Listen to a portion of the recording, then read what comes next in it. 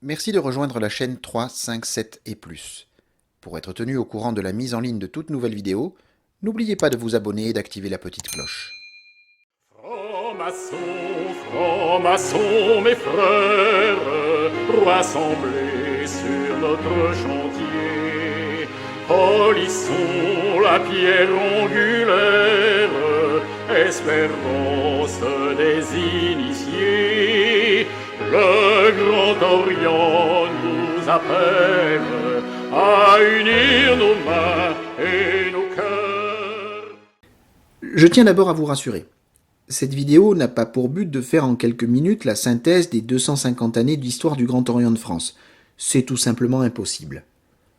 Ensuite, les livres d'histoire de la franc-maçonnerie sont si nombreux qu'il m'est tout aussi impossible de vous proposer quelque chose d'inédit. Il appartient à chacun de s'y référer pour mieux connaître les grandes périodes et les grands personnages de l'histoire de cette obédience. Pour pouvoir cependant traiter le sujet, il m'a donc semblé plus judicieux d'axer ce travail autour de trois grandes questions que je vais formuler ainsi. D'où vient le Grand Orient de France? Qu'est-ce que le Grand Orient de France? Où va le Grand Orient de France?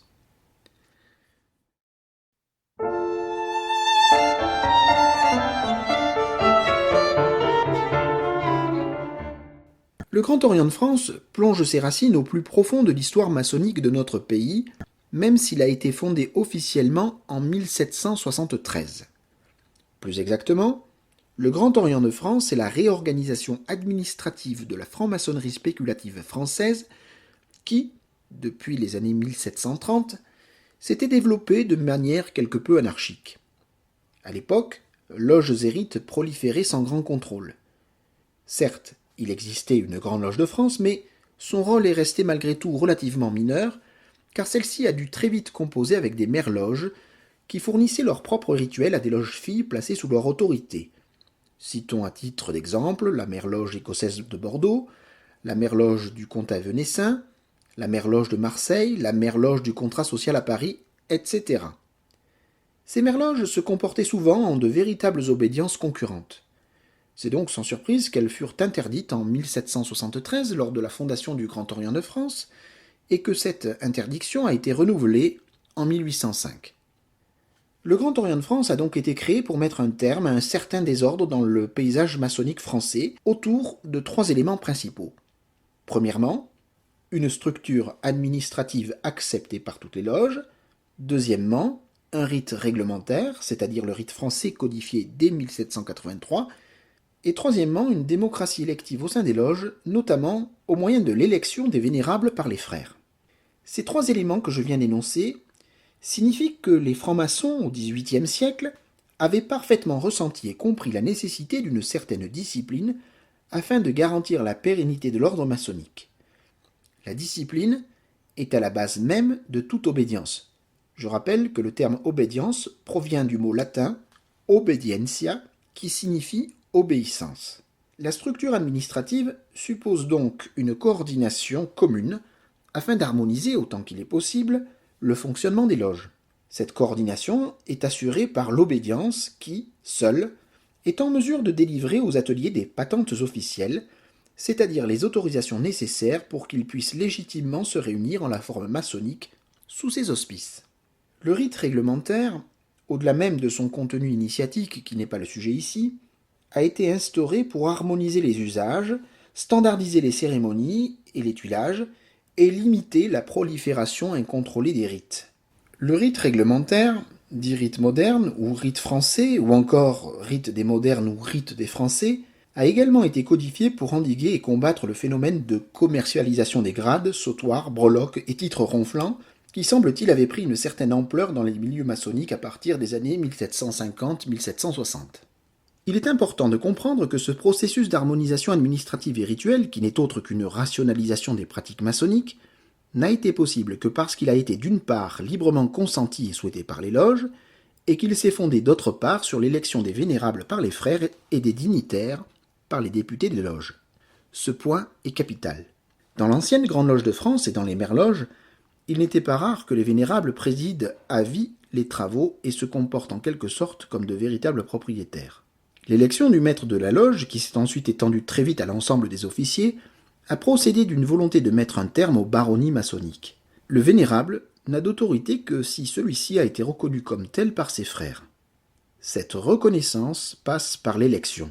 Cette manière de raisonner peut paraître évidente aujourd'hui, mais en 1773, elle était fondamentalement nouvelle. N'oublions pas qu'à cette époque, notre pays était une monarchie absolue de droit divin. Naturellement, ce processus électif a mis du temps pour s'imposer d'abord, pour devenir une pratique annuelle ensuite, et pour être comprise enfin comme un changement possible et souhaité de responsable.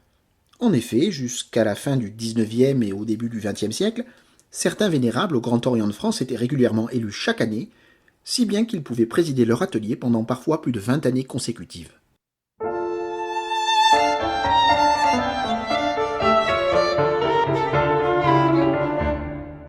À l'origine, c'est-à-dire de 1773 à 1854, le terme de Grand Orient ne désignait pas, comme on l'entend aujourd'hui, une fédération de loges pratiquant des rites différents, mais le pouvoir législatif de l'obédience réuni en assemblée générale en principe 2 fois par an, lors de la Saint-Jean d'été ou du solstice d'été et de la Saint-Jean d'hiver ou du solstice d'hiver. Pour le dire autrement, le terme Grand Orient désignait ce qu'on appellera plus tard le convent à partir de la Constitution de 1854, à savoir la réunion des dignitaires nationaux et des députés des loges. De même que les loges se réunissent en tenue à l'orient de leurs localités respectives, de même, l'obédience tient son assemblée générale en tenue de Grand Orient. En d'autres termes, le Grand Orient est la somme de tous les Orients. Ceci montre à quel point le Grand Orient de France, de par son nom même, est intrinsèquement lié au concept de démocratie représentative. On est loin en effet d'un système monarchique pyramidal à l'anglo-saxonne, où tout le pouvoir maçonnique, qu'il soit administratif ou initiatique, vient d'en haut, et où la loi commune n'est pas sujette à discussion.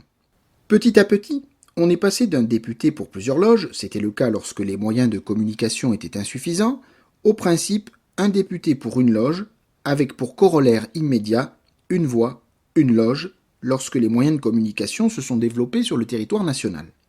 C'est aussi la raison pour laquelle les loges veillent au respect de leurs prérogatives acquises au fil des décennies.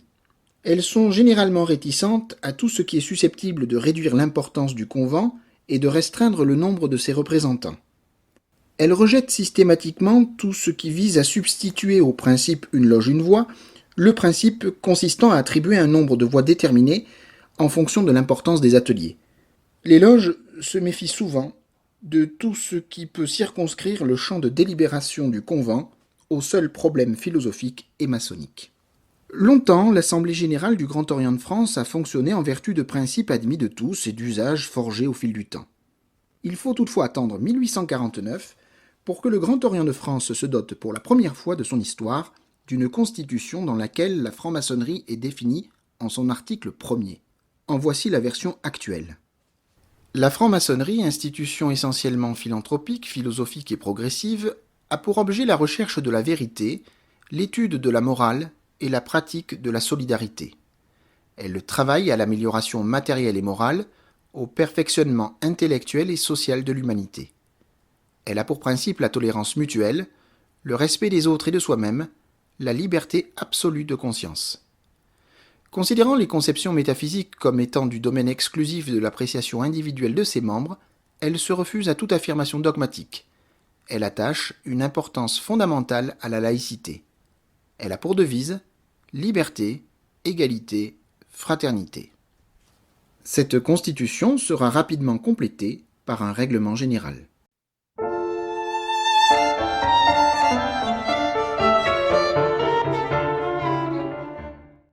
Le Grand Orient de France a connu une trajectoire singulière, et il la doit beaucoup à l'histoire de France. Politiquement, et n'en déplaise à l'image d'Épinal que nous pouvons nous en faire parfois, le Grand Orient de France s'est accommodé de tous les régimes qui ont toléré son existence. Il a donc été royaliste sous les rois, impérial sous les empereurs et républicain sous les républiques. Cependant, un état d'esprit particulier s'est forgé progressivement autour des idées suivantes. Premièrement, le processus représentatif mis en œuvre dans l'ensemble des structures du Grand Orient de France, à commencer d'abord par les loges, a probablement participé au renforcement de l'idée selon laquelle tout pouvoir légitime doit être élu. D'où une aversion profonde à l'égard du pouvoir arbitraire, quelle qu'en soit la forme. Deuxièmement, le processus délibératif au sein des loges et du convent a également favorisé les débats, la pensée argumentée, l'expression de convictions différentes et parfois antagonistes, le refus du comportement grégaire qui consiste à suivre aveuglément n'importe quelle directive. Troisièmement, la liberté de conscience prônée par le Grand Orient de France est le résultat direct de la haine farouche que lui a longtemps témoigné l'Église catholique romaine. Sur un plan maçonnique, il faut rappeler que le Grand Orient de France a toujours tenté de préserver sa prédominance, refusant longtemps d'admettre la légitimité d'autres obédiences sur le territoire national, puisque, comme on l'a vu, il est né d'un profond désir d'unité. Le Grand Orient de France d'aujourd'hui a donc énormément évolué par rapport à ce qu'il était il y a 250 ans. Cependant, le Grand Orient de France ne semble pas avoir rompu avec le désir d'être la cheville ouvrière de l'unité du corps maçonnique français. On peut déceler ce désir d'unité, par exemple, dans la volonté du Grand Orient de France de faire vivre en son sein la diversité du patrimoine rituelique maçonnique. Aujourd'hui, le Grand Orient de France, c'est non seulement 1340 loges, mais c'est aussi plusieurs rites maçonniques pratiqués. Au rite français réglementaire et décliné en si diverses formes, il convient désormais d'ajouter le rite écossais ancien et accepté, le régime écossais rectifié, le rite ancien et primitif de Memphis-Misraïm, le rite ou style émulation, le rite d'York, le rite opératif et chevaleresque de Salomon. On peut aussi déceler ce désir d'unité dans l'ouverture du Grand Orient de France aux femmes qui peuvent y être initiées depuis 2010. Ce faisant, chaque loge demeure libre de rester masculine ou de devenir mixte. Il n'y a pas, à ma connaissance, d'atelier féminin, mais cela pourrait arriver un jour.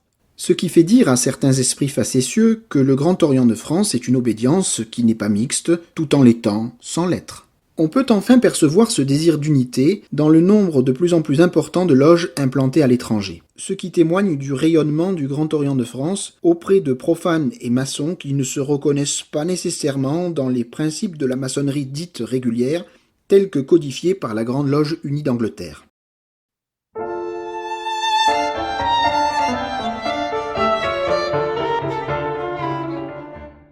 Nous voici arrivés au terme de cette vidéo qui, je l'espère de tout cœur, vous aura plu. Comme je vous l'ai indiqué en introduction, il n'était évidemment pas dans mes intentions de vous proposer une histoire chronologique du Grand Orient de France, mais plutôt de vous présenter ce qui me semble constituer ses spécificités et son originalité dans le paysage maçonnique français et mondial. Je me permets d'insister sur le fait que cette présentation n'est absolument pas une expression officielle du Grand Orient de France, mais plus modestement l'expression individuelle et forcément subjective d'un de ses membres. Ce faisant, quelle que soit l'obédience, il ne faut surtout pas oublier que l'essentiel pour le franc-maçon reste l'art qu'il pratique, c'est-à-dire celui du métier de bâtisseur spéculatif, dont les méthodes, les traditions et les savoir-faire se transmettent au sein des loges. Dans nos ateliers symboliques, ouvrons nos travaux. Nous bâtirons la République.